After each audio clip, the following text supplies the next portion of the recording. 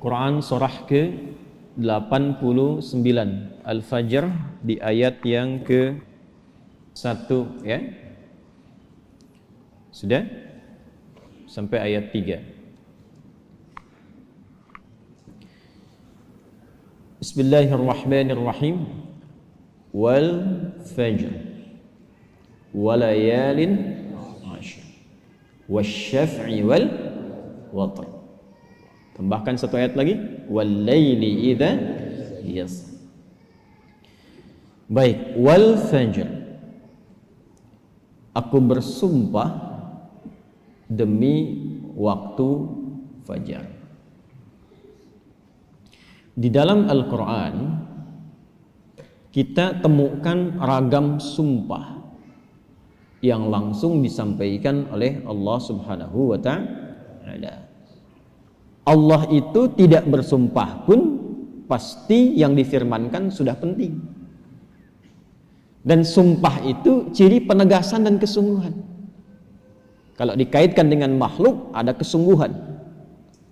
Makanya kalau Anda ingin menguatkan sebuah pesan dan menunjukkan Anda serius, pakai sumpah ya. Besok ada ceramah Ustadz Adi di Masjid A. Wah, yang benar sumpah. Nah, dia.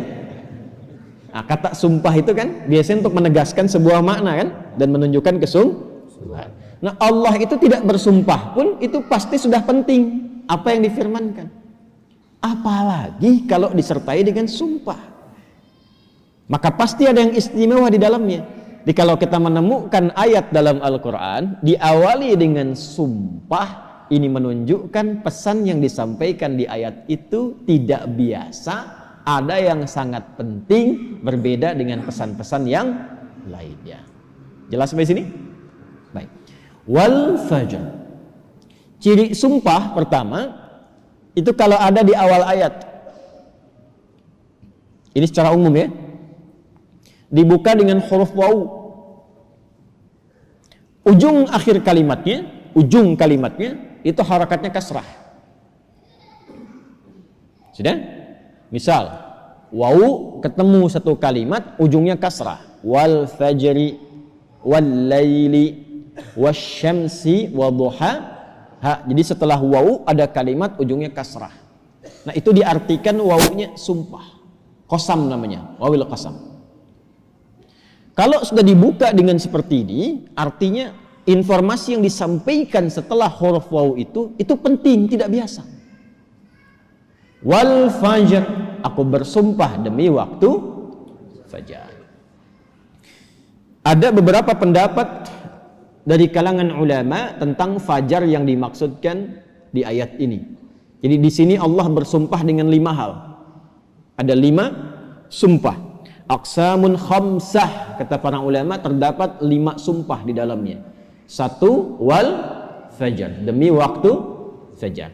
2, walayalin 'ashr, dan 10 malam yang istimewa. 3, wasyaf'i, wasyaf'i, demi waktu genap. Kemudian 4, wal watr. 5, wal laili idza yasr. Ada 5 di sini disebutkan, menunjukkan ada 5 yang istimewa. Saking istimewanya dibuka oleh Allah Subhanahu wa ta'ala dengan sumpah. Baik. 1, fajar. Secara cepat saja, para ulama setidaknya menyebutkan secara umum ada 2 pemaknaan di kata fajar di sini. Yang pertama yang dimaksudkan setiap waktu fajar. Itu penting. Setiap waktu fajar dalam setiap hari. Jadi ada satu yang istimewa, waktunya di waktu fajar dari sekian perubahan waktu yang kita alami dalam sehari. Kan dari fajar nanti muncul ke pagi, pagi ke siang, siang ke sore, sore ke maghrib, maghrib ke malam kan. Nah, dari perputaran waktu itu, di antara sekian banyak waktu, fajar itu istimewa. Karena itu Allah panggil kita untuk bisa menunaikan sholat di waktu fajar. Ya, hakikatnya bukan hanya sholatnya, ada waktu-waktu yang hanya dalam fajar itu yang nggak ditemukan keistimewaannya di waktu yang lain. Contoh, kita ambil ke ibadah ritual dulu. Sholat di waktu fajar ini itu 2 rakaat sunnahnya saja. Sunnahnya, belum masuk ke fardunya. Itu nilainya disebutkan oleh Rasulullah SAW lebih baik daripada dunia dan seisinya. Raka'atul fajri khairum minad dunya wa ma fiha. Kalau Anda mampu menunaikan 2 rakaat fajar, itu yang dimaksud sunnahnya. 2 rakaat, tapi disebutkan kalimat fajarnya. Bukan zuhur, bukan asar, bukan maghrib, bukan isya. Dan dilakukannya sebelum salat fardunya untuk menunjukkan betapa pentingnya itu. Karena kalau orang tahu itu penting, pasti persiapan datang sebelumnya. Ya, Anda tahu di sini akan pengajian kan? Subuh kan? Subuhnya misalnya jam 4.35. Anda menjadikan pengajian itu sebagai hal yang prioritas. Kalau waktunya 4.35, datangnya jam berapa? Ada yang nginap, ada yang itikaf. Karena menjadikan itu penting. Kalau tak penting mungkin diabaikan. Nah, Allah menyatakan fajar itu penting. Jangan tinggal. Bahkan saking pentingnya, ada di antara hamba-hamba Allah yang menyiapkan waktu fajar itu bangun dari sebelumnya sampai warming up dulu. Pemanasan supaya subuhnya itu, fajarnya itu bisa optimal. Bangun dari malam, Pak. Ada yang menjelang fajar itu membiasakan hatinya supaya khusyuk. Sehingga saat sholat di waktu fajar sudah terkoneksi kepada Allah dengan baik. Cara menyiapkannya dengan istighfar. Waktu singkat menjelang fajar itu disebut sahar namanya. Jamaknya disebut ashar. Ada orang-orang yang kalau sudah tiba waktu ini, dia banyak istighfar, istighfar, istighfar, istighfar. Supaya hatinya lapang saat fajar tiba, terkoneksi sempurna kepada Allah. Sempurna. Nyambung. Itu ada di Quran surah ke-51 ayat 18. Wabil ashari hum yastaghfirun. Kalau ingin dikuatkan kesabaran, ingin diberikan rizki, sehingga bisa sering infak, ya. Ingin diberikan kemampuan menjalankan segala sesuatu dengan benar, menatap dengan benar, mendengar dengan benar, berjalan secara benar. Itu diantara amalannya, rajin istighfar di waktu sahar menjelang fajar. Dah, ini ijazahnya langsung dari Al-Quran. Surah ketiga Ali Imran di ayat ke-17. As-sabirina was-sadiqina wal-qanitina wal-munfiqina wal-mustaghfirina bil ashar. Ya.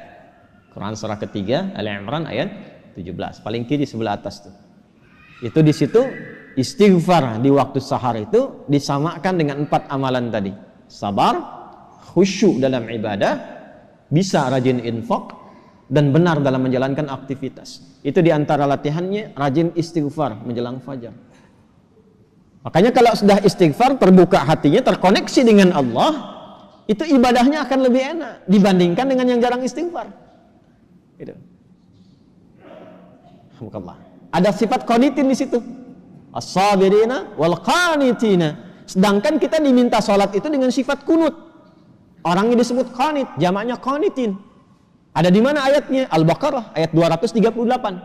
Hafizu 'alas salawati was salatil wusta wa qumu lillahi qanitin. Tuh. Kalau mau salat, mau enak salatnya, jangan sekedar salat. Memang betul sudah selesai. Ya, menuntaskan kewajiban, beban kewajibannya hilang. Tapi kenikmatannya dapat enggak? Manfaatnya dapat enggak? Kalau ingin menikmati salat, ingin dapat manfaatnya, dapat ketenangan, terkoneksi dengan Allah, doanya cepat dijawab, maka khusyuklah dalam salat. Nah, di antara cara mendapatkan khusyuk itu istighfar. Dibuka. Sehingga sekat-sekat yang membuka kita itu, yang menghambat koneksi kita dengan Allah itu terbuka. Ini dari Quran. Dari Quran. Nah, dibiasakan istighfar paling enak itu di waktu sahar menjelang fajar. Apalagi kalau bisa tahajud sebelumnya. Kalau bisa tahajud, ya, tahajud kemudian istighfar, terbuka hati, rajin memberi di situ, itu disebut langsung oleh Quran kalau dia bertahan dengan itu sampai wafat, itu disebut sebagai calon penghuni taman surga yang sedang beraktivitas di bumi. Itu Quran surah 51 ayat 15 sampai dengan ayat 23. Innal muttaqina fi jannati wa 'uyun akhidhina ma atahum rabbuhum innahum kanu qabla dhalika muhsinin kanu qalila minal laili ma yahja'un. Itu tahajudnya. Wa bil asharihum yastaghfirun. Itu istighfarnya. Nah, hakikatnya kita bangun malam itu, hakikatnya kita istighfar di waktu sahar untuk persiapan ke fajarnya. Salah satu maknanya itu. Makanya Nabi kan ya suka rebahan kan sedikit ya. Bukan rebahan yang sempurna. Ya kaum rebahanas nih ya. Ya, coba dicek tuh. Kalau ada rebahan Nabi itu, miring sedikit ke kanan kan, setelah istighfar tuh nunggu-nunggu sampai fajar tiba. Supaya kesadarannya optimal. Ada apa di fajar itu sampai dipersiapkan sebelum itu? Sampai-sampai 2 rakaatnya lebih baik daripada dunia dan seisinya. Itu kalau dibaca pakai iman, gak ada yang bisa menandingi. Saya tanya antum, dikasih 1 juta atau 2 rakaat sebelum subuh? Ayo. Oh, masa? Huh? Coba dicek. Sana ada lomba balapan di sirkuit tuh. Berlangsungnya sebelum subuh. Siapa yang datang duluan di dekat situ, 10 tempat pertama mendapatkan bonus 5 juta. Cuma nonton aja dapat 5 juta. Tawaran kedua, datang ke masjid, tunaikan 2 rakaat sebelum subuh, setelah azan tiba, dapat dunia dan seisinya, lebih baik daripada dunia dan seisinya. Pilih mana? Nonton di sirkuit atau 2 rakaat sebelum subuh? Tuh, makin pelan jawabannya. Karena babnya iman, bukan akal. Akal yang dibimbing oleh iman itu lebih tajam nanti cara berpikirnya. Mampir dulu aja ke masjid, ntar balik lagi ke sana. Berarti ada yang penting. Kalau antum ingin latihan jadi orang baik atau anak pengen jadi baik tuh, konsistenkan subuh. Kayak ulama tuh enggak banyak ceramah, enggak banyak cakap, bilang subuh aja, konsisten. 40 hari subuh terus, ya. Sering begitu kan ya? Nah, itu saya bahas ilmunya sekarang. Dan itu dari Quran. Makanya agak aneh kalau rajin ta'lim, rajin saling mencela. Salat kok menjadi saling menuduh. Orang salat itu bersih hati. Orang ta'lim itu bersih jiwa. Nah, cara memulainya fajar. Kenapa Allah bersumpah dengan fajar? Karena Allah menginginkan hambanya jadi baik. Itu pesannya. Nanti sifatnya beda dengan zuhur, beda dengan asar, beda dengan maghrib, lain dengan isya. Fajar itu pembukanya. Karena itulah saat fajar dipanggil, iman kita terpancar. Makanya saat tidur kalau dengar adzan, itu kan terpancar kan, sudah adzan. Dan sekelebat itu ada yang meminta kita bangun tuh. Allahu Akbar, bangun tiba-tiba dengar adzan. Itu yang terpanggil imannya. Ketika cahaya iman itu merespon suara adzan, itulah fajar namanya. Dari maknawinya. Dari segi waktu dia melatih keadaan kita jadi lebih baik, terkoneksi dengan Allah. Kalau sudah hatinya bersih, nyambung dengan Allah, doanya mustajab. Innallaha thayyibun la yaqbalu illa thayyibah. Kata Nabi demikian. Allah itu maha baik sehingga akan cepat menerima dari yang baik-baik. Hatinya sudah baik, sudah lapang, jauh dari maksiat, maka apapun yang dia minta dikabulkan oleh Allah Subhanahu wa taala. Karena itu saat-saat paling tepat untuk berdoa itu, memperbanyak doa itu saat fajar. Malaikat kumpul semua. Hadisnya sahih. Ya, inna malaikatal laili wa malaikatan nahar tajtami'u fi waqtil fajri atau kama qala Rasulullah sallallahu alaihi wasallam. Malaikat siang dan malam kumpul semua di waktu fajar. Alhamdulillah malaikat itu ghaib. Kalau tampak tak jadi kita ke masjid. Sayapnya banyak tuh. Siapa? Israel. Balik lagi. Kumpul semua. Nah, kalau sudah kumpul malaikat itu banyak berkahnya. Berkah itu ziyadatul khair, bertambah kebaikan. Kalau doa diaminkan. Kalau istighfar dimohonkan ampunan kepada Allah. Berkah lagi kalau subuh jamaah pengajian, berkah. Berkah lagi itu. Itu dari berangkat langsung malaikat memohonkan kepada Allah kebaikan. Hadisnya viral sahih di Ibnu Majah itu. Ya, dari Abu Darda radhiyallahu taala anhu. Qala Rasulullah sallallahu alaihi wasallam, "Man salaka tariqan yaltamisu fihi 'ilma sahhala lahu tariqan ila al-jannah, wa innal malaikata la tadau ajnihataha ridan li talibil ilmi." Orang mau berangkat menuntut ilmu, itu malaikat membentangkan sayap memohonkan kepada Allah ridha untuk orang itu. Berangkat dia ke masjid pas di waktu fajar, banyak sekali. Makanya kalau bapak ibu ke masjid waktu subuh nggak doa, rugi itu. Itu fajar.